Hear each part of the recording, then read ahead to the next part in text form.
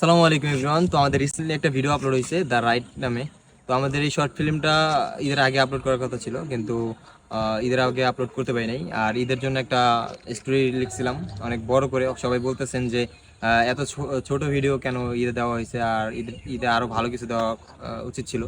তো আমরা আরো ভালো কিছুই দিতে চাইছিলাম, বাট সেটা হচ্ছে করতে পারি নাই। ওই যে তৌসিফ ভাইয়ের একটা শুট ছিল, অনেকেই জানেন যে আমরা খুলনা থেকে তৌসিফ ভাইয়ের একটা জখম নাটকের একটা শুটিং আমরা শেষ করছিলাম, আর ওইটার এডিটিং মানে অ্যাকশনের এডিটিং আর শুটিংটা নিয়ে একটা হিউজ প্যারা খাই, যে কারণে হচ্ছে এই কাজটা পিছিয়ে যায় আর ওইটা কমপ্লিট করতে পারি না। তাই আমরা এইটা এই দ্য রাইট এটা হচ্ছে আমরা কমপ্লিট করে আপলোড করে দিই টাইগার এসে।